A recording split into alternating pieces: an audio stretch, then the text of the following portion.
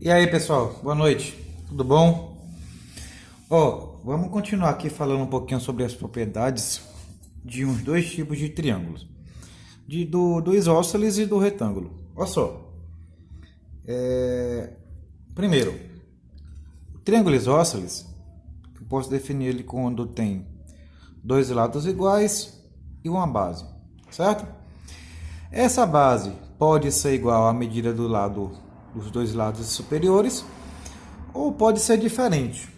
Quando a base é igual à medida dos lados superiores, a gente fala que o triângulo é equilátero. Quando não, apenas isósceles. Então, outra coisa. Se esse lado aqui, a primeira propriedade fala que se AC e AB, como são iguais, então a gente pode definir que os ângulos da base, aqui nesse caso, também são iguais. Porque vai ter situação onde só vai falar, por exemplo, que AB é igual a C. Na verdade, até um exemplo que eu vou passar daqui a pouco. AB é igual a C e não dá mais informação nenhuma. Mas, poxa, numa situação dessa, se AB é igual a C, então os ângulos da base também são iguais. Então a gente consegue desenvolver coisa. Lembra que eu falei dos elementos de triângulo? Perceba que aqui é o segmento de reta que vai ligar o vértice A ao lado oposto. Então AM é a altura. Mas a AM também, nesse caso, está ligando no ponto médio. Então a AM também é mediana. Se eu traçar uma mediatriz que passa por BC, essa mediatriz também vai conter o segmento AM.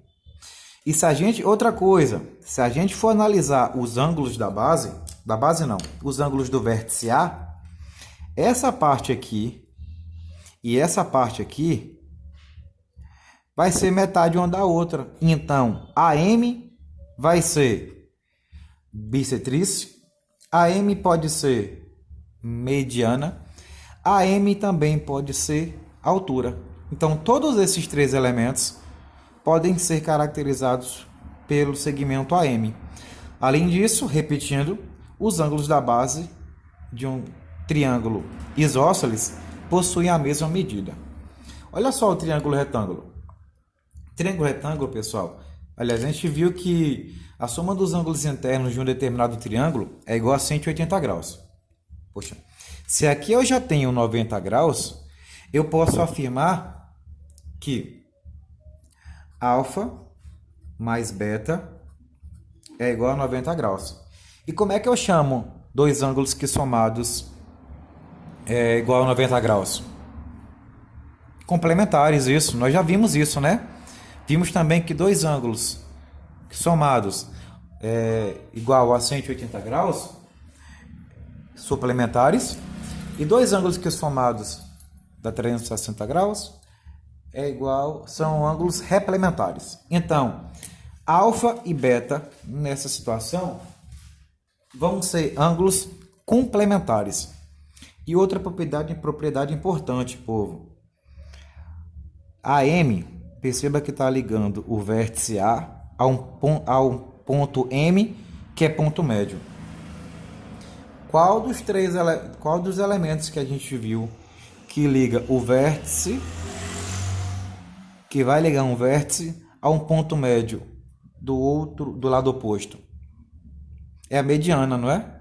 Então, se é a mediana, tem uma propriedadezinha que a gente vai utilizar e vai precisar em muita situação. A propriedade é que a mediana, o segmento AM, ela vai ser metade da hipotenusa BC. Então, BC dividido por 2. Isso ajuda em muita situação. Tem questão que, se a gente não souber lembrar da teoria, não vai para canto nenhum. Então, olha só, esse lado aqui possui a mesma medida que esse lado, possui a mesma medida que esse lado aqui. Tá? Então, de acordo com a propriedade que a gente está vendo agora, a mediana AM ela é metade da hipotenusa, ou seja, possui o mesmo valor que esses segmentos mostrados aqui. Olha só esses exemplos aqui. Está dizendo aqui, como eu falei na estante, que AB é igual a C. Pois se um é igual ao outro, então eles são triângulos,